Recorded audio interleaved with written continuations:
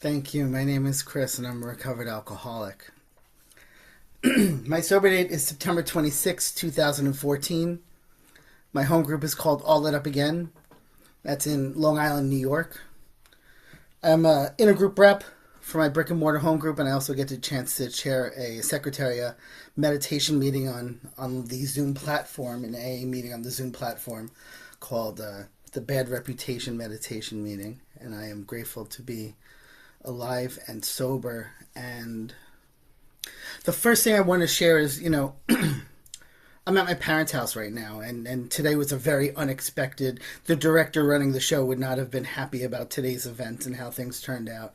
And I had a last-minute call about my grandmother. She's been in hospice care for a few weeks now, and we were told that she has about 24 to 48 hours. So about 20 minutes ago, I was sitting by her bed with my children, giving thanks for the time spent, giving thanks for my sobriety, giving thanks that my grandmother knew who her grandson was. I've been sober a little over 11 years, and I'm grateful to God and Alcoholics Anonymous for giving my grandmother her true grandson. See, she saw the disease for a while, but she saw the solution. If she saw the solution working in me, she saw the power greater than herself, live and in person, working through me. And I'm grateful to be able to say that I'm not going to pick up a drink, that I have that daily reprieve, that that I'm going to be able to handle things that used to baffle me. And I'm going to be able to love my family and to take this as an opportunity to feel, because I was taught that I can have feelings without my feelings having me. I was told that I don't have to drink because of my emotions. And I was taught that every opportunity is an opportunity to give love and service, to take away my difficulties, that victory over them will bear witness to those I will help, to cling onto the thought that the dark times are the greatest asset that I have, the key of life and happiness for others. Though this is difficult and trying, it's an opportunity for me to get closer to God.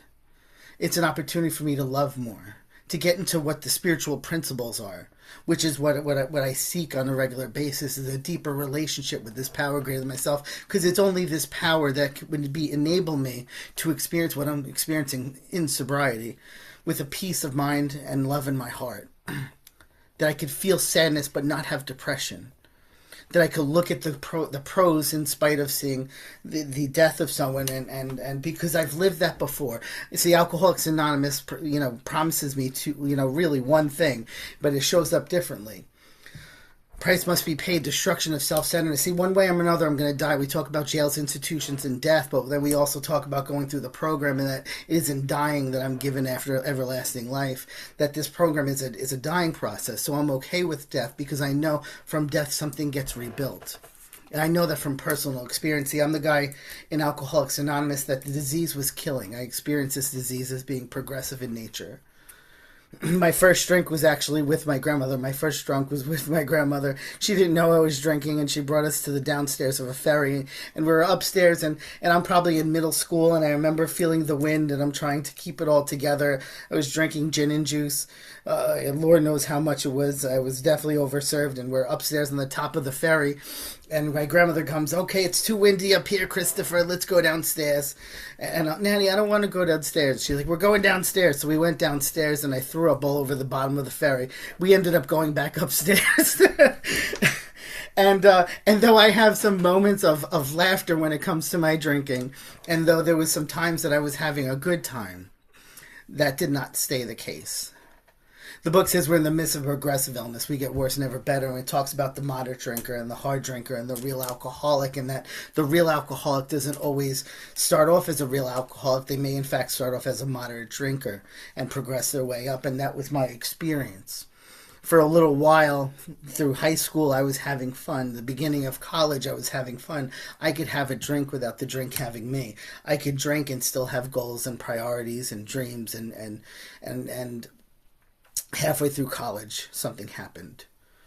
Halfway through college, not only were the consequences outside of me getting more severe, but the consequences inside of me were getting more severe, which is what makes me an alcoholic. It's not what happens outside of me or what happens inside of me. And I would look back at my life, looking back at my drinking, and I guess a part of it was, as I said, was fun. But then when things started not being fun, I would think that, if you were molested like I was, you would drink the way I drank. If you were abandoned like I was, you would drink how I drank. I was given up for adoption as an infant. I was born in Colombia, went to a foster family, and then went to my adoptive family here in New York. And and at this juncture, I had come through, and I'm grateful for the therapy that I got. You know, my parents always knew there was something going on with me, and I remember seeing therapists as early back as probably like sixth grade, and and I kind of look at it as like having a 100-piece puzzle. See, I was missing 40 pieces, and therapy helped me find the missing pieces, but it didn't give me the box to enable me to put this puzzle together. Throughout my years of therapy, I learned about being adopted and how it affected me, and being molested and how it affected me, and the traumas, and I learned a lot of information about myself, but I didn't necessarily get better. I was just acquiring more information, you know, maybe even acquiring more reasons that I thought, which was why I was drinking. um, but as time progressed, as I said, the consequences got worse. The blackouts, the arrests, the DWEs, the college. You know, I was in college and I was barely making class and barely passing my classes. Um, but I would look at the people around me and thinking like that I drank like them. The book talks about, you know, our drinking career, and I never realized that this was a really drinking career because I was in a fraternity and I wrestled in college and high school, and I thought I drank how they drank. But when I look back at it, they had a shutoff valve and I never had it. They were able to stop. They were able to choose when they drank it, and somewhere along the lines of, you know, sophomore, junior year of college, that line diminished. There was no priorities. Drinking became a priority unbeknownst to me. Um, and probably the first time I decided to quit was the birth of my daughter. I decided to quit because at this point, again, I'm getting in a lot of trouble, legal trouble, financial trouble. The unmanageability was quite evident, and I'm realizing that in order for me to be a father, I need to stop drinking as much as I do. Again, I'm not at this juncture knowing I'm an alcoholic. I think I could moderate at this point. So I decided to go to an outpatient treatment facility, and I went to it and I did their thing and I stayed sober for a month, and my dad gave me my little certificate of achievement, and he pats me on the back and he tells me that I'm a fine young man and that he believes in me. And I swore to him I was never going to do it again because I saw that it was affecting my family. And later that night I drank. And when I look back at it, why did I drink? There was no reason. Nothing good happened. Nothing bad happened. I just did it. And then I continued. At some juncture, my best friend comes over my apartment at the time, and again, the disease is absolutely killing me. We're talking about daily drinking. We're talking about self-mutilating, chronic panic attacks, and anxiety attacks, and depression, and my best friend comes over and he's like, Chris, what's wrong with you? He's trying to get me up, and he brings me to almost like a convent church thing, and he wakes up a pastor, and he asks the pastor to take my penance, and he tells me this story years after, and I remember I asked him like, well, why did you take me to a pastor? He's like, Chris, at this point I was trying to help you live peacefully, but at that point I was trying to help you die more peacefully. It became abundantly evident that I was dying from alcoholism. And no matter what was happening, I never seemed to got better. This same best friend that I've known since fourth grade one day comes over my apartment and he wakes me up out of bed like most people. They wake up at 2 o'clock in the afternoon, and he wakes me up and he's like, you need to get up. We're going to get out. We're going to do some stuff and we're going to have fun. And I'm like, and I just tell him I'm hungover. I'm like, just leave me alone. And I remember him saying, if you don't get out of bed, I'm going to go into your office and I'm going to hole punch every single piece of paper in your office. And he's he's the guy that would do that. And all of a sudden I hear the clicking happening. I'm like, oh no. So I reluctantly get out of bed, and he brings this piece of paper to me, and he's like, what's this? And this little piece of paper, little post-it, was the information of my adoption agency. I didn't have much information about being adopted from the country of Colombia, but I did have a little bit of information about adoption agency.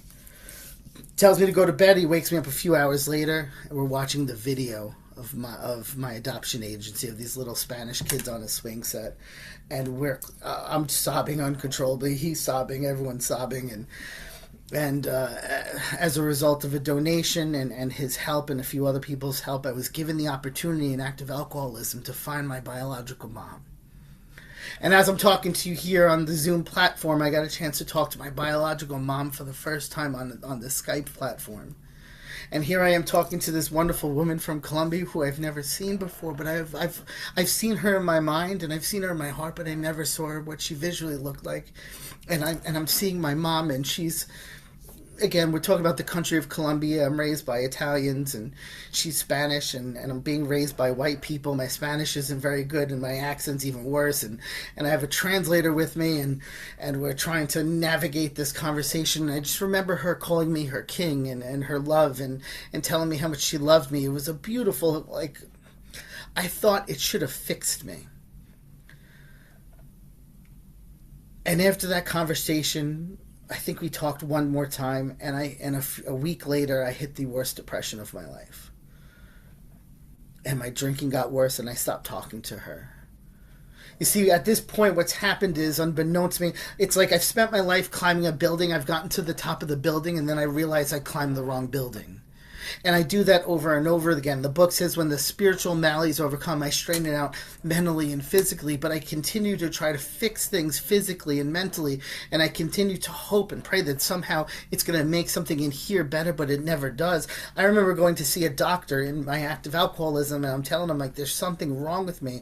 And I'm describing to him the symptoms of what I was experiencing with the anxiety and the depression and this is a medical doctor, and he points to he goes like this. He's like, I'm like, Doc, what do I do?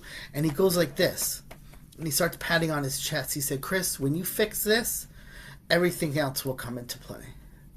You see, the book talks about, you're trying to manage life, to serve myself, wresting satisfaction and happiness out of this world by trying to manage well. That was me. I was trying to feel happy. If you ask me what I wanted in life, was to feel happy. And how do I feel happy? By being the director running the show, arranging the lights, the ballet, and the scenery, unbeknownst to me. And every time I'm trying to fix something or get something or acquire something or experience something outside of me to fix something inside of me, it was that final analysis. It was that test. It was, this ain't going to work. And it was a step closer to that willingness, a step closer to that surrender. Because the one thing I knew when I came to the rooms of Alcoholics Anonymous was nothing was working. I got sober when my son was 1.5. He's now 12. And I remember the doctor saying, would you like to hold on to your son? And I'm like, and I was afraid to hold on to him because I was afraid I was going to drop him. And I remember thinking to myself, I was going to be a father to my son that my biological dad wasn't to me. And I would have killed for my son, but I could not stop drinking for him. And I didn't know what was wrong with me because I couldn't stop. Because the need to drink somehow overcame the ability to love. To love my family, to love my kid. And I didn't understand it. I'm a college and high school wrestler. I was all regional in tennis. If I can't get through the door, I'll get through the wall. If you tell me I can't do something, I'm going to do it. My dad told me when I was wrestling in college, I told him I was going to go to school to a college. They were a top 15 team in the nation in D3. And he's like, Chris, are you sure you're good enough? The last thing he needed to say. I chose not to drink my first year of college. And I just worked out nonstop, and I made that wrestling team, and I started, as a 157-pounder, and I was going to prove him wrong. But when it came down to picking up that drink, I always picked up the drink. And when it came to putting it down, I couldn't put it down. And when I was able to put it down, I could not continue to put it down. I'm an alcoholic unbeknownst to me. I was seeing its manifestations, but I didn't know what was wrong. And I tried to fix it through the medication. I tried to fix it through outpatients, and I tried to fix it through willpower, and nothing was working. And that last strength that I had was that gift of desperation. I nearly got in a car accident. I thought an invisible police officer was trying to chase me, and I made a blind left-hand turn, and it scared me enough to ask for help. And it got me to a rehab facility. And I was there for 1.5 months, and at this juncture, I didn't think I was going to stop drinking. I don't know what I was thinking. I needed a break from life. That's definitely one thing I needed at the time. But I remember sitting with the therapist at the rehab, and he said something to me that transformed everything. He had me sit at a desk. He He had me close my eyes and he said, Chris, picture the person that you love more than anything. Now I'm picturing my son, my 1.5-year-old son. And he said, hear his voice, picture what he looks like. And then he said to me, he said, Chris, picture your son drinking how you drink. Picture your son burning himself the way you burn yourself. Picture him thinking how you think and feeling how you feel. And that was the first time. The book says the alcoholic life seems to be the only normal one. I'm okay with hurting me, but God forbid my son was hurting himself the way I was hurting me. I would never want him to live the life. When it was decided to name him Chris, I hated the idea of naming him Chris. Because it was bad enough we had to share the same genes, let alone the same name. That's how much guilt I carried about my life. And the thought of him drinking the way I was drinking was just unbearable because I love him. I wouldn't want him to suffer. And he said, Chris, if your son was living the life you were living, what advice would you give him? And I remember the moment I could stop crying, I remember I would tell him to do whatever it takes to get better.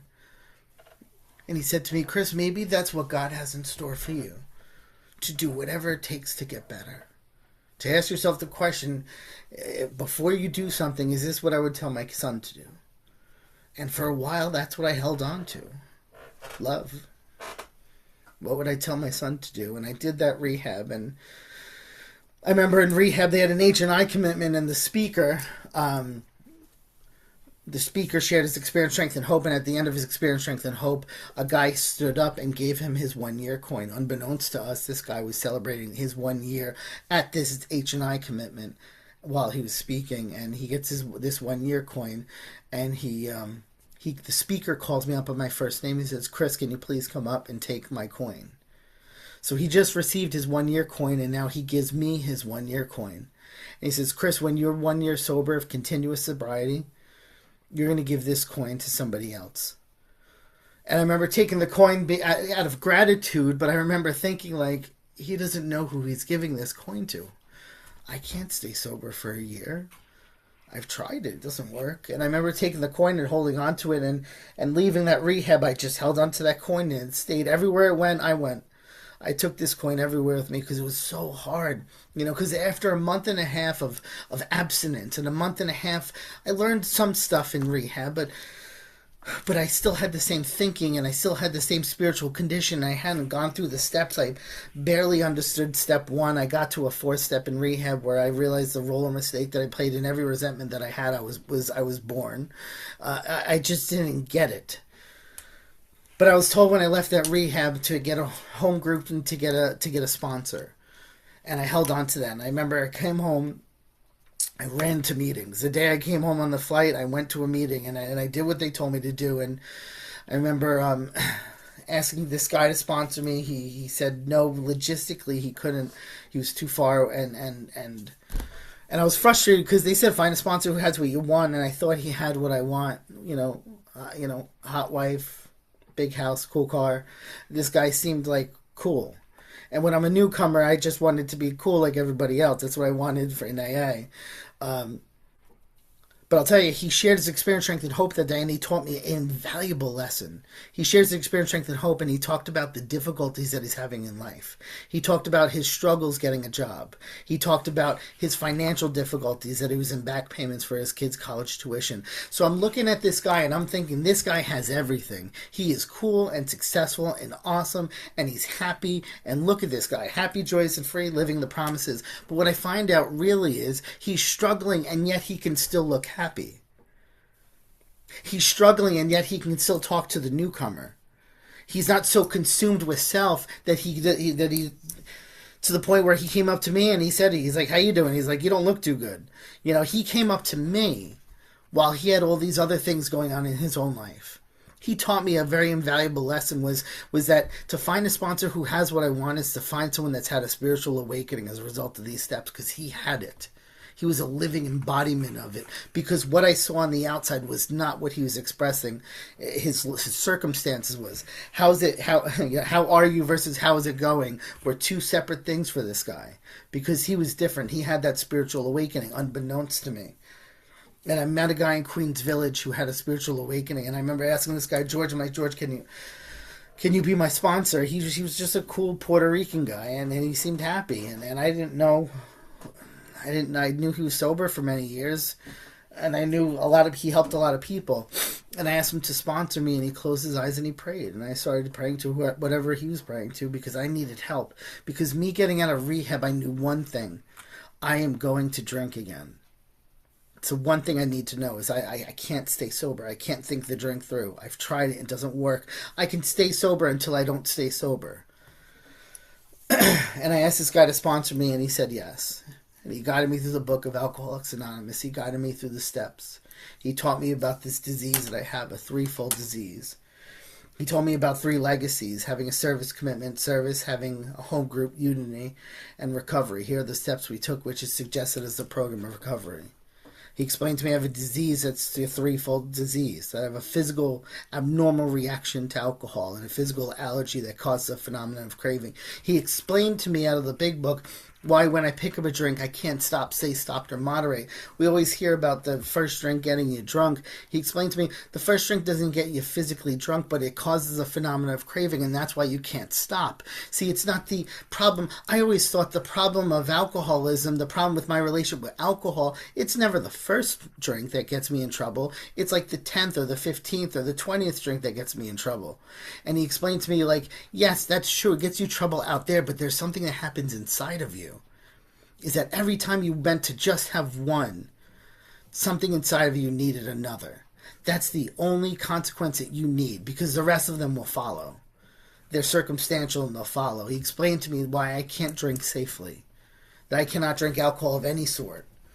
He explained to me that I have an abnormal mind. The book talks about, that the main problem centers in my mind rather than my body, that I have alcoholic thinking. He explained to me that every time I got abstinent, that I would seemingly change my mind. And he explained to me about strange mental blank spots, that I can't use my mind without my mind using me. That's why I can't trust abstinence, because my mind changes its mind. And I have alcoholic thinking. It gives me every reason to pick up a drink. And he explained to me the spiritual malady, how it manifests in different ways. Restless, irritable, and discontent is described in the doctor's opinion. We agnostics talks about being a prey to misery, depression, full of fear, unhappy. I can't be of real help to others. I can't control my emotional nature. I struggle with personal relationships. He explained to me why the pain of drinking gets so bad that I have to stop. And then the pain of not drinking gets so bad that I have to go back to drinking again. That drinking is the solution at times until it's not the solution.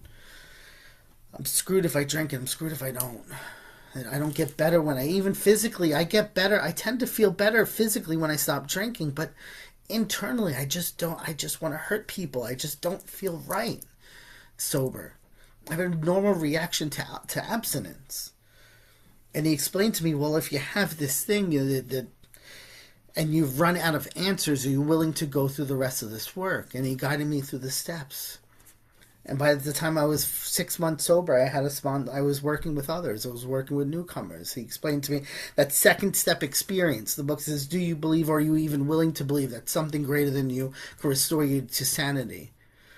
That sanity is defined as the lack of proportion and inability to think straight, that I'm not going to act on the thought that precedes the first drink. Is it possible that something greater than you could enable you not to pick up that drink? He had me write characteristics of God, and I started to write these characteristics of God, and I said, do you want to take a look at my homework? And he said, did you write anything down? I'm like, yeah. He's like, no, I don't need to look at it. You did your second step. I'm like, but you didn't even see. I put all this time and effort into this, writing these characteristics of God. He's like, Chris, if you weren't willing to believe, you wouldn't have written anything on paper. So obviously you are willing to believe. Next. The book talks about none of us have to fully comprehend that power which is God. And he explained to me, you don't have to define or comprehend that power which is God. You just have to be willing to believe that something greater than you exists, and that it can enable you not to pick up that first drink. Even if it's similar to Bill's story with, Bill and Lebby with, saying, his preaching, my whiskey outlasts this guy's preaching. Bill knew that his drinking buddy, who's an alcoholic, is sober, and he was wondering how. And that curiosity brought him to that second step willingness. I met a guy, and I take the kids to a place in Pennsylvania, and I remember going to this club, this AA clubhouse, and I remember talking to a newcomer, and this guy's like, after the meeting was over, he's like, I'm like, I'm talking to this newcomer before the meeting, and I was talking to him after the meeting. I'm like, are you going to come back? And he's like, no, I don't do the God shit. I'm like, well, how do you do doing it yourself?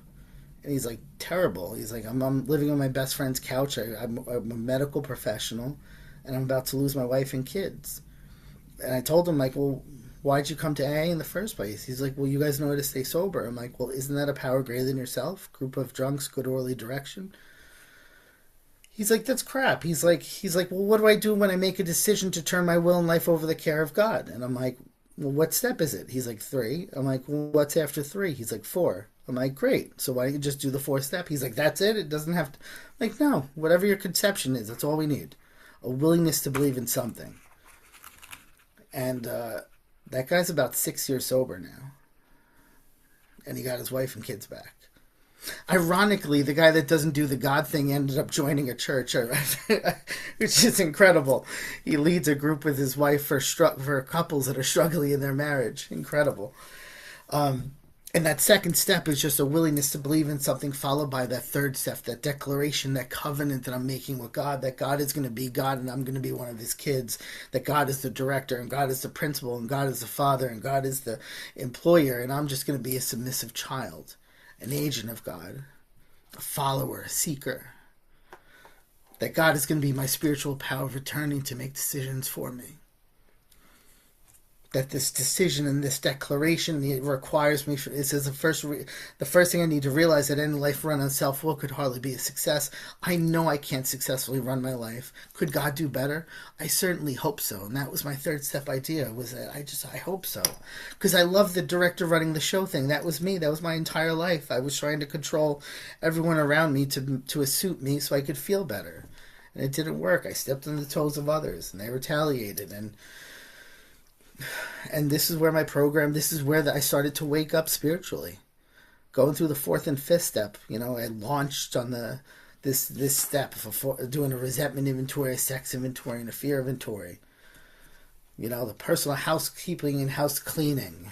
I remember doing this. I remember my sponsor showing me the logistics, the how to organize a resentment inventory and a sex inventory and a fear inventory. And I put this thing together, and I remember we met at a hill in Long Island, and it's a landfill. And I meet him in the parking lot of this landfill, and we walk up to this top of this mountain, and we sit with lounge chairs and sandwiches and drinks and Gatorades. And he said to me, he looks at me, he's like, isn't this beautiful? And on the south, we see the Great South Bay, and then we see the Manhattan skyline, the New York City skyline. It was absolutely gorgeous up here. And he's like, Chris, we're sitting on a pile of garbage. Look what God can do with garbage. And I shared with him the things that are blocking me off from a power greater than myself. He started off and he said to me, Chris, what are the things that you were planning on not telling me? And I literally had a piece of paper in my back pocket of things that I was planning on not telling him. So, considering my 5th step started off with the things that I knew I wasn't going to tell him, everything else became very easy very quickly. And I can tell you this, that the person that walked up that mountain is not the same person that walked down the mountain. This resentment inventory, I was molested as a little kid. First column, his name. Second column, what he did to me. Third column, affected all my areas of self. Fourth column, what role or mistake did I play in it? Or was I being selfish, dishonest, self-seeking, afraid? And I remember telling him, like, well, what role did I play in this? I was a child. And he said to me, he was kind and loving, but he cared enough about me just to be honest with me. And he said, how long did you harbor this resentment? A long time. He said, okay, we can write that down. He said, did you ever use this experience as a reason to hurt other people?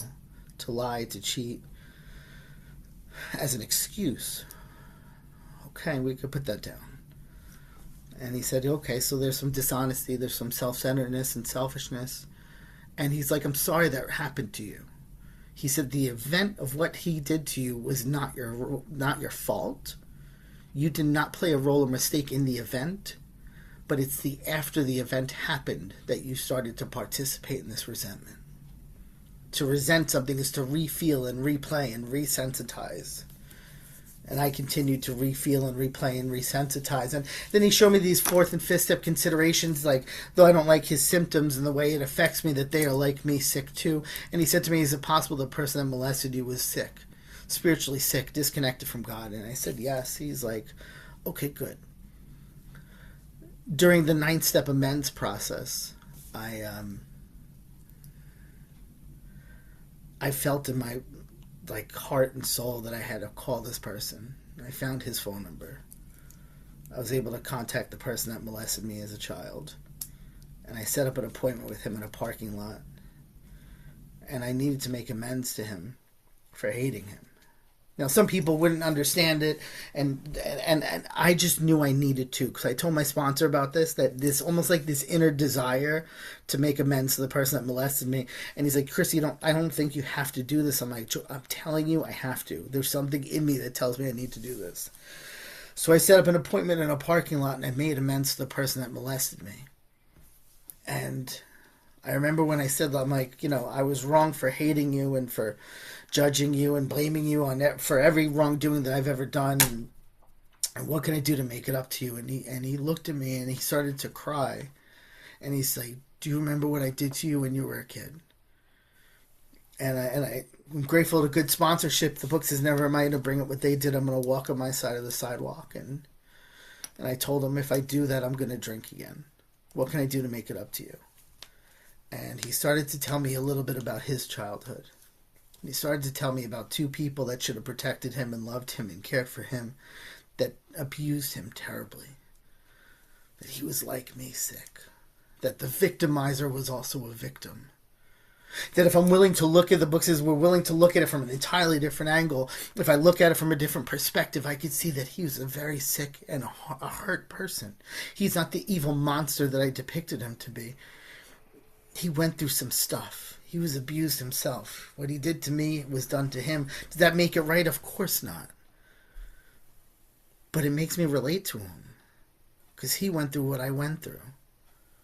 To experience compassion and empathy towards the person I most hated. I remember when he's telling me what happened to him as a kid, I started crying for him. I couldn't imagine what he went through. How horrific and scary it must have been what he went through. See, that's the power of this program. You guys tell me the elimination of my drinking is but a beginning. A much more important demonstration of these principles lies in my home's occupations and affairs. I'm going to get abstinent. I'm going to go through some stuff, and I'm going to have this experience with the steps, and it's going to change something about me, that a new power is going to flow through me, and things like this started to transform me. I was adopted as a kid from the country of Colombia, and I do this resentment inventory on these people that abandoned me. And my sponsor said it's a fact-facing, fact-finding process, an effort to discover the truth. Did they abandon you factually?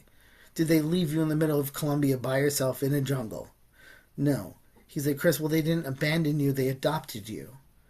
Are you willing to say that? And he's like, you felt abandoned, and that's okay, but were you abandoned? Did they do it because there's something wrong with you? See, that's the problem. I experienced this resentment, this event, this trauma, because it was traumatizing. But they didn't do it because of me. They did it because of their circumstance. And I held on to that pain, and I held on to that interpretation of their behavior. And the book says we're willing to look at it from an entirely different angle. 3 years into my sobriety, I got the opportunity to make a direct amends to my biological family, and I went to the country of Colombia, and I met my biological family. And I spent 10 days in Colombia, and I met my biological mom and my 2 brothers.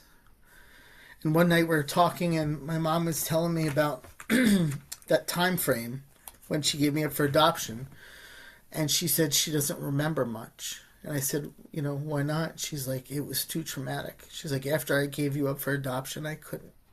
She's like, I almost blacked out.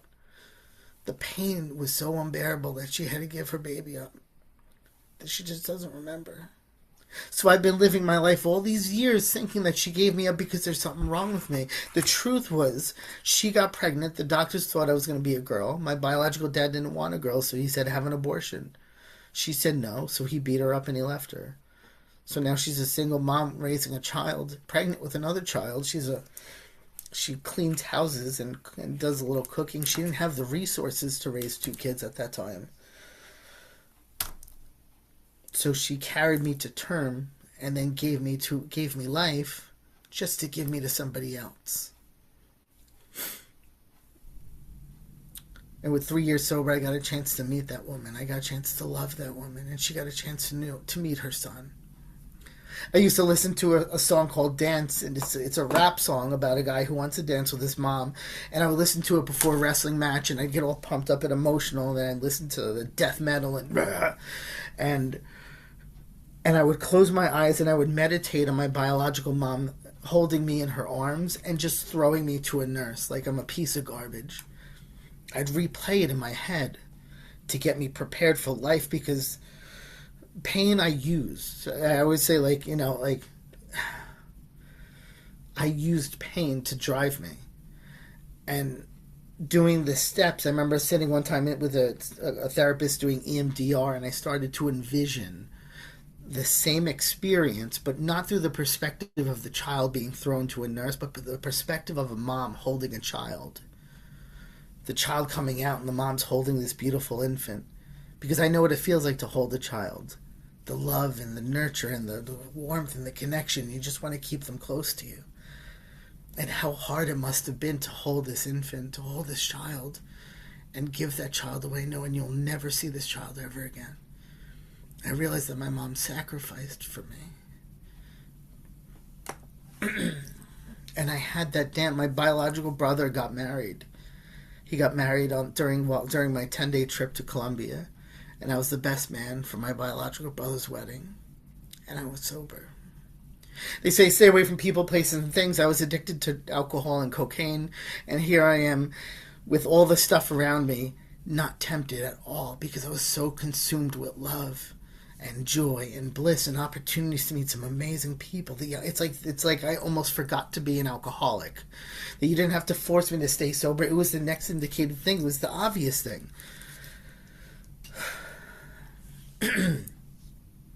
Going through the step process, I saw that there was a lot of harms that I did to other people and the opportunity to make amends. See, when I looked at my sex inventory, what I saw was when I'm selfish and self-centered and self-absorbed and I'm driven by 100 forms of fear, self-seeking, self-pity, self-delusion from alcohol and a boatload of defects of character, I harm people because I need my needs met.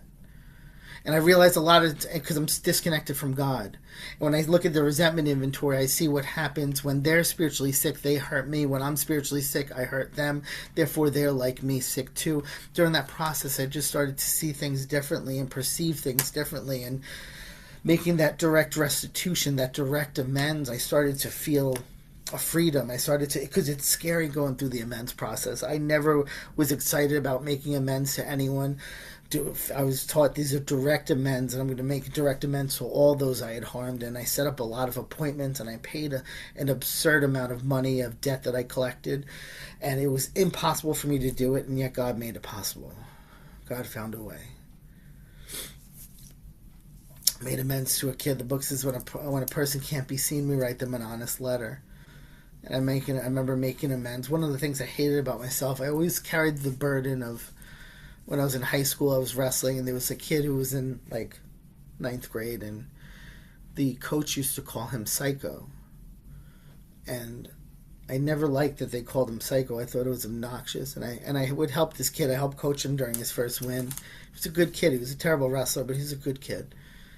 And one day someone's like, why do you call this kid Psycho? He's like, well, he just looks like a type of kid that would shoot up a school. And I never said anything. I never opened my mouth, and it pissed me off every time I heard somebody call him Psycho. And one day we go to the wrestling room, and when you go into a wrestling room, normally people are running around and they're warming up, and you go right and it's ready to go. You don't sit. It's time to go. And I walk in the wrestling room and nobody's running. They're all sitting down around the perimeter of the room, and the coach told us that he committed suicide. For years, I carried the burden of I should have defended him. And when I get to this immense process, I was taught to write a letter, and I wrote him a letter. I wrote him a letter about the things I would have liked to have said, that he was a good kid, that moving forward, The amended behavior is I'm going to start protecting people that need protection. I'm going to start to stand up for people that don't have a voice. I'm a big boy. I can take it. I'm going to start standing up for people. I'm not going to watch people get bullied anymore. I'm not afraid. The book says I'm going to trust God. I have courage.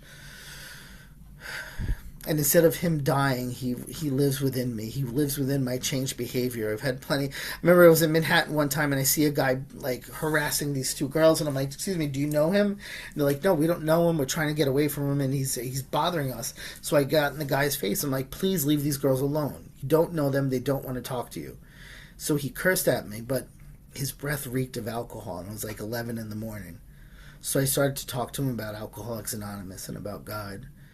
And boy, he ran from me. He did not want to talk about that, and he left those girls alone, and that was Alex living inside of me. That was the amended behavior that I learned from my mistakes, and I am not a mistake. Mistakes happen, and I learned that, when my children were young and they had to get potty trained, they'd pee all over the floor, and then you kind of arrange them so they learn to hit the toilet. I was peeing all over life, and God showed me how to hit the target, how to not miss the mark, how to live, how to apply spiritual principles. I suffered in my sobriety. First years 1, 2, and 3, I felt amazing, and then I've had a few periods I felt spiritually sick. And during every time that I struggled, it was because there was something I wasn't doing. It took me 3 years to realize that I didn't make direct amends to the IRS government, the government. And I learned the hard way. It took me 2 years to realize I wasn't practicing step 10 and 11 out of the big book. I was doing my interpretation of step 10 and 11, but I wasn't doing it. Step 10 throughout the day. Watch, ask, discuss, make amends, resolutely turn my thoughts to someone I could help throughout the day, all day. Step 11, at night. Ask 9 questions, say a prayer. In the morning, review my day, pray and meditate. When agitated, I pause. I ask God to direct my thoughts. Remember, I'm no longer running the show. Humbly say many times each day that I will not mine be done. See, I started to... When I don't do the program, I suffer from untreated alcoholism. I don't need to drink to experience alcoholism. Sometimes I just need to breathe and not act like the book says, being disciplined. Us alcoholics are undisciplined, so we let God discipline us. Discipline comes from the word disciple, and a disciple is a student. I forget to be teachable. I forget to use that as a design for living, and I start to suffer in sobriety. So I take this program very seriously.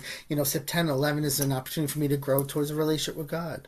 Because that's really, when it comes down to it, fundamentally, that's all I need. The problem is never the problem. The problem is lack of power, lack of faith, lack of relationship with God, lack of dependence and reliance upon God. It's a false idol. It's something... where I remember getting arrested in college, and I remember the guy saying, well, he tells the judge, he says, "Your Honor, the emphasis is on the wrong syllable." And I remember him saying this. I'm like, what is he talking about? And on the drive home, I'm talking to my dad. I'm like, "Dad, what does he mean? The emphasis is on the wrong syllable." My dad starts to laugh. He says, "The emphasis on the wrong syllable means the emphasis is on the wrong syllable. You're focusing on the wrong thing. This program helps me focus on what I need to focus on. My relationship with God, everything else is secondary and tertiary." And right now I went through a big job change, financial fear, stuff involving my children. I have a 5-year-old and a 12-year-old. Death of a grandmother. And life is sometimes difficult.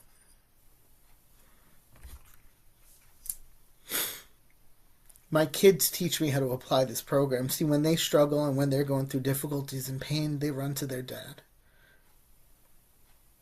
When I'm going through difficulties, I get to run to my higher power.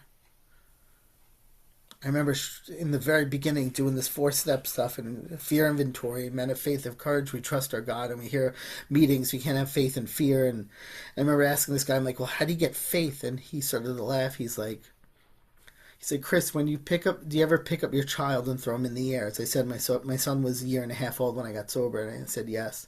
He said, "Have you ever dropped your son?" I said, "No." He said, "Chris, when you pick up your son to throw him in the air, does he get excited?" I'm like, "He loves when I throw him in the air." And he laughed. He said, "Chris, your son loves that you throw him in the air because he trusts you. He has faith in you. And his faith and trust in you is based on a relationship that he has with you. He knows you'll never drop him and you'll never let him fall. What if you grow in a relationship with God?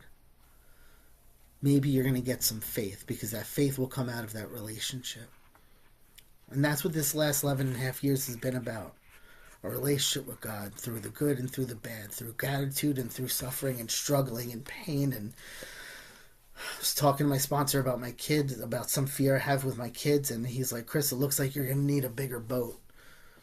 I'm like, I don't know what that means. I'm going to need a bigger boat. And he sends me a YouTube link, and it's from the movie Jaws. And the guy sees this giant great white shark, and he backs out with fear and hesitation and tells the captain, it looks like we're going to need a bigger boat. He sees this, the size of the nemesis, and needs something deeper and something bigger. That's what I get to do today. I get to grow in a relationship with God. I get to lean and depend on God. I get to lean and depend on the fellowship of Alcoholics Anonymous and the program of Alcoholics Anonymous and this power that got me sober 11 and a half years ago, because for me to be sober today is impossible. The impossible has already happened. I just need to remind myself to be mindful of the fact that God will never abandon me, that God's going to use me as a living demonstration to demonstrate his omnipotence, and that everything I go through is going to be used often for the good of others, to get me closer to him. Because when I'm experiencing that pain, I run to God and I rely and depend upon God. That resume that he builds in my heart is very strong at this point. And I'm grateful to be alive and sober today and sharing with you what God did in my life. Thank you for letting me share, everyone.